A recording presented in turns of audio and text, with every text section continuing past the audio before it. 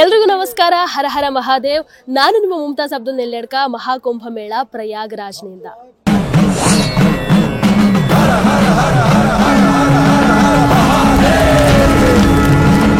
ಹರ ಹರ ಮಹಾದೇವ್.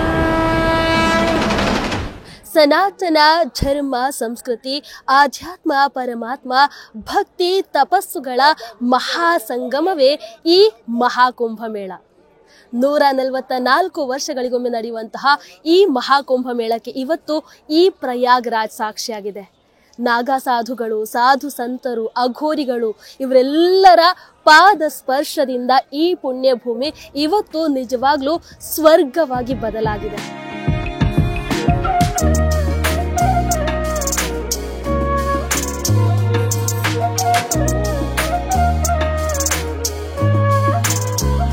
ಇವತ್ತು ಕೇವಲ ನಮ್ಮ ಭಾರತ ಮಾತ್ರ ಅಲ್ಲ, ಇಡೀ ಜಗತ್ತಿನಾದ್ಯಂತ ಈ ಮಹಾಕುಂಭ ಮೇಳ ಸುದ್ದಿಯನ್ನ ಮಾಡ್ತಾ ಇದೆ.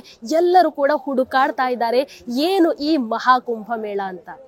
ಈ ಮಹಾಕುಂಭ ಮೇಳದಲ್ಲಿ ಅತ್ಯಂತ ಗಮನವನ್ನ ಸೆಳೆದಿರುವಂಥದ್ದು ಕೇವಲ ಭಾರತೀಯರನ್ನ ಮಾತ್ರ ಅಲ್ಲ, ವಿಶ್ವಾದ್ಯಂತ ಎಲ್ಲರ ಗಮನವನ್ನ ಸೆಳೆದಿರುವಂಥದ್ದು ಅದು ನಾಗಾ ಸಾಧುಗಳು. ಎಸ್, ಇವತ್ತು ನಾನು ಜೂನಾ ಅಖಾಡದಲ್ಲಿದ್ದೀನಿ. ನಿಮಗೆ ನಾನು ಜೂನಾ ಅಖಾಡದಲ್ಲಿರುವಂತಹ ನಾಗಾ ಸಾಧುಗಳನ್ನು ತೋರಿಸುವಂತಹ ಪ್ರಯತ್ನವನ್ನ ಖಂಡಿತವಾಗ್ಲೂ ಮಾಡ್ತೀನಿ. ಹಾಗಾದ್ರೆ ಈ ನಾಗಾ ಸಾಧುಗಳು ಯಾರು? ಅವ್ರು ಎಲ್ಲಿರ್ತಾರೆ? ಅದು ಹೇಗೆ ಮಹಾಕುಂಭದ ಸಂದರ್ಭದಲ್ಲೇ ಬರ್ತಾರೆ? ಉಳಿದ ದಿನಗಳಲ್ಲಿ ಅವ್ರು ಎಲ್ಲಿರ್ತಾರೆ?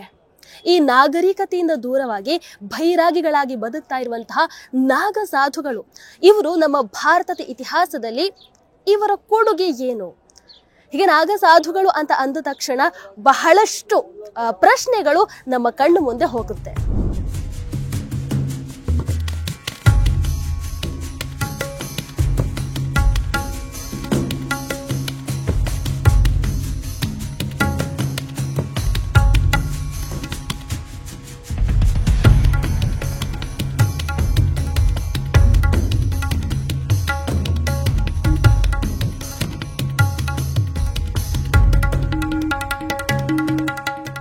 ಮೈ ತುಂಬ ವಿಭೂತಿ, ಕೊರಳಲ್ಲಿ ರುದ್ರಾಕ್ಷಿ, ಒಂದು ಕೈಯಲ್ಲಿ ಡಮರುಗ, ಮತ್ತೊಂದು ಕೈಯಲ್ಲಿ ಯಾವುದಾದ್ರೂ ಒಂದು ಆಯುಧವನ್ನ ಹಿಡ್ಕೊಂಡಿರ್ತಾರೆ.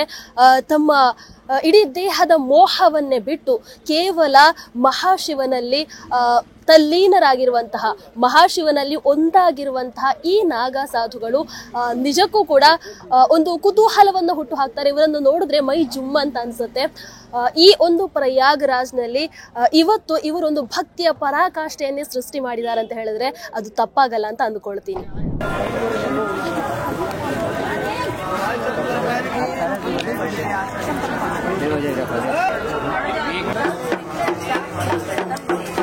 ಹಾಗಾದ್ರೆ ಬಹಳಷ್ಟು ಜನರಿಗೆ ಒಂದು ಪ್ರಶ್ನೆ ಇರಬಹುದು, ನಾಗಾ ಸಾಧುಗಳ ಕೈಯಲ್ಲಿ ಆಯುಧಗಳು ಯಾಕೆ ಇರುತ್ತೆ? ಒಂದು ಕೈಯಲ್ಲಿ ಡಮರುಗ ಇರುತ್ತೆ, ಇನ್ನೊಂದು ಕೈಯಲ್ಲಿ ಒಂದು ತ್ರಿಶೂಲ ಅಥವಾ ಖಡ್ಗ, ಗದೆ, ಹೀಗೆ ಯಾವುದಾದ್ರೂ ಒಂದು ಆಯುಧವನ್ನ ಹಿಡ್ಕೊಂಡಿರ್ತಾರೆ. ಯಾಕೆ ನಾಗಾ ಸಾಧುಗಳ ಕೈಯಲ್ಲಿ ಆಯುಧಗಳು ಯಾಕೆ ಬೇಕು ಅನ್ನುವಂತಹ ಪ್ರಶ್ನೆ. ಖಂಡಿತವಾಗ್ಲೂ ನಾಗಾ ಸಾಧುಗಳು ಶಸ್ತ್ರ ಮತ್ತು ಶಾಸ್ತ್ರ ಎರಡಕ್ಕೂ ಕೂಡ ಸಿದ್ಧರಾಗಿರ್ತಾರೆ.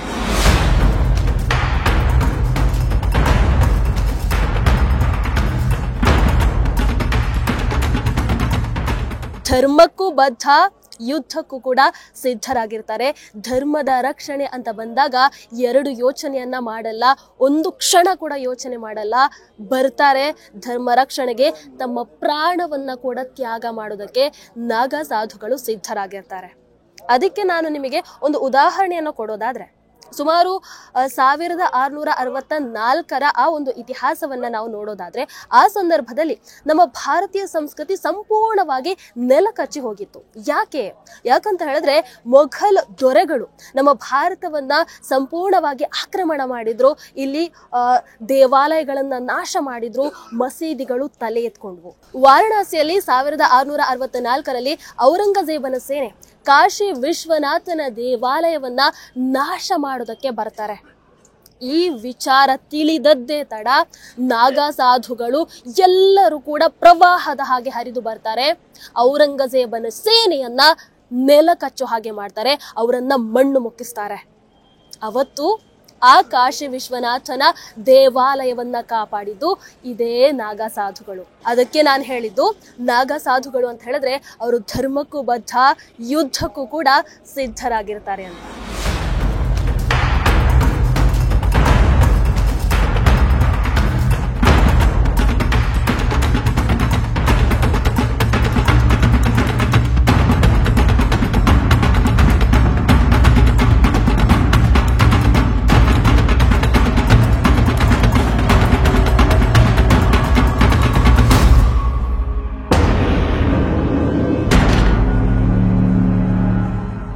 ಅದಾದ ನಂತರ 1664ರಲ್ಲಿ ಯಾವಾಗ ಈ ನಾಗ ಸಾಧುಗಳಿಂದ ಸೋಲನ್ನ ಅನುಭವಿಸಿ ಈ ಔರಂಗಜೇಬ ಹೋಗ್ತಾನೋ, ಅದಾದ 4 ವರ್ಷಗಳಲ್ಲಿ ಮತ್ತೆ ತನ್ನ ಸೇನೆಯನ್ನ ಕರ್ಕೊಂಡು ವಾರಣಾಸಿಗೆ ಬರ್ತಾನೆ.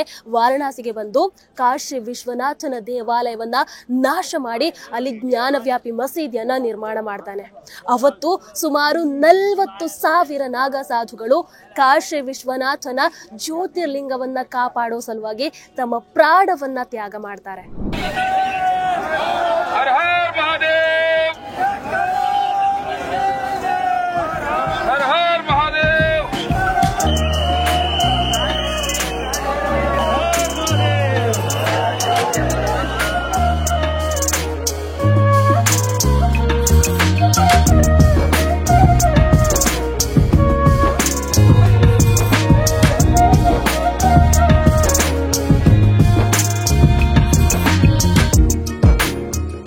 ಪರಿತ್ರಾಣಾಯ ಸಾಧೂನಾಂ ವಿನಾಶಾಯ ಚ ದುಷ್ಕೃತಾಂ ಧರ್ಮ ಸಂಸ್ಥಾಪನಾಥಾಯ ಸಂಭವಾಮಿ ಯುಗೆ ಯುಗೆ. ಹೌದು, ಯಾವಾಗ ಅಧರ್ಮ ಹೆಚ್ಚಾಗುತ್ತೋ ಆವಾಗೆಲ್ಲವೂ ಕೂಡ ಧರ್ಮದ ರಕ್ಷಣೆಗಾಗಿ ನಾಗ ಸಾಧುಗಳು ಅದು ಎಲ್ಲೇ ಇರಲಿ ಅವರು ಬಂದೇ ಬರ್ತಾರೆ. ಧರ್ಮ ಅಂತ ಅಂದ್ರೆ ಅವರು ತಮ್ಮ ಪ್ರಾಣವನ್ನ ಕೊಡೋದಕ್ಕೆ ಕೂಡ ಸಿದ್ಧರಾಗಿರ್ತಾರೆ. ಅಂತಹ ನಾಗ ಸಾಧುಗಳು ಇವತ್ತು ಈ ಪ್ರಯಾಗರಾಜ್ನಲ್ಲಿ ಒಂದು ಭಕ್ತಿಯ ಪರಾಕಾಷ್ಠೆಯನ್ನೇ ಸೃಷ್ಟಿ ಮಾಡಿದ್ದಾರೆ. ನಾಗ ಸಾಧುಗಳನ್ನ ನೋಡೋದಕ್ಕೆ ಅಂತಾನೆ ದೇಶದ ಮೂಲೆ ಮೂಲೆಯಿಂದ ಭಕ್ತಾದಿಗಳು ಬರ್ತಾ ಇದ್ದಾರೆ. ಅಷ್ಟೇ ಅಲ್ಲ, ವಿದೇಶದಿಂದ ಕೂಡ ಬಹಳಷ್ಟು ಜನ ಇಲ್ಲಿ ಬರ್ತಾ ಇದ್ದಾರೆ. ನಾಗ ಸಾಧುಗಳು ಏನು, ಅವರು ಯಾಕೆ ಹೀಗಿರ್ತಾರೆ, ಅವರ ಆ ಒಂದು ಆಧ್ಯಾತ್ಮಿಕ ಜೀವನ ಹೇಗಿರುತ್ತೆ, ಇವೆಲ್ಲವನ್ನು ಕೂಡ ತಿಳ್ಕೊಳ್ತಾ ಇದ್ದಾರೆ. ನಾನು ಈಗ ಜೂನಾ ಅಖಾಡದಲ್ಲಿದ್ದೀನಿ. ನೀವು ಕೂಡ ಈ ಜೂನಾ ಅಖಾಡದಲ್ಲಿ ನಾಗ ಸಾಧುಗಳನ್ನ ನೋಡಿದ್ರಿ ಅಂತ ಅನ್ಕೊಳ್ತೀನಿ. ನಿಮಗೆ ಹೇಗೆ ಅನ್ನಿಸ್ತು? ನೀವು ಕೂಡ ಪ್ರಯಾಗ್ರಾಜ್ಗೆ ಬಂದ್ರೆ ನಾಗ ಸಾಧುಗಳ ಅಖಾಡಕ್ಕೆ ದಯವಿಟ್ಟು ಭೇಟಿ ನೀಡಿ. ನಿಮಗೆಲ್ರಿಗೂ ಗೊತ್ತಿರೋ ಹಾಗೆ ನಾಗ ಸಾಧುಗಳಲ್ಲಿ ಸುಮಾರು 13 ಅಖಾಡಗಳಿವೆ. ಅದರಲ್ಲಿ ಈ ಜೂನಾ ಅಖಾಡ ಕೂಡ ಒಂದು.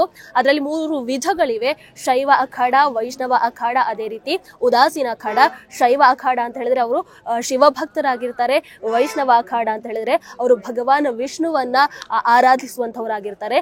ಇನ್ನು ಉದಾಸೀನ ಅಖಾಡ ಅಂತ ಹೇಳಿದ್ರೆ ಅವರು ಸಿಖ್ಖರು ಅದರಲ್ಲಿ ಪ್ರಮುಖರಾಗಿರ್ತಾರೆ. ಹಾಗಾಗಿ ಸುಮಾರು 13 ಅಖಾಡಗಳಲ್ಲಿ ಈ ಜೂನಾ ಅಖಾಡ ಕೂಡ ಒಂದಾಗಿರೋದ್ರಿಂದ ನಾನು ಇವತ್ತು ಇಲ್ಲಿ ಈ ಜೂನಾ ಅಖಾಡದಲ್ಲಿ ನಿಂತು ಮಾತಾಡ್ತಾ ಇದ್ದೀನಿ.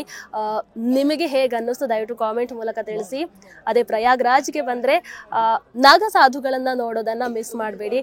ಈ ಮಹಾಕುಂಭ ಮೇಳದಲ್ಲಿ ಎಲ್ಲರ ಗಮನವನ್ನು ಸೆಳೆದಿರುವಂಥದ್ದು ಇದೇ ನಾಗ ಸಾಧುಗಳು. ಹರ ಹರ ಮಹಾದೇವ್. ಟಿವಿ ವಿಕ್ರಮ, ದೇಶ ನಿಮ್ಮ ಕೈಯಲ್ಲಿ. ಈ ಕಾರ್ಯಕ್ರಮ ನಿಮಗೆ ಇಷ್ಟ ಆಗಿದ್ದಲ್ಲಿ ಲೈಕ್, ಶೇರ್ ಹಾಗೂ ಕಮೆಂಟ್ ಮಾಡಿ. ಟಿವಿ ವಿಕ್ರಮದ ಕಾರ್ಯಕ್ರಮಗಳನ್ನು ನಿರಂತರವಾಗಿ ವೀಕ್ಷಿಸಲು ಸಬ್ಸ್ಕ್ರೈಬ್ ಮಾಡಿ, ಬೆಲ್ ಐಕನ್ ಒತ್ತಿ.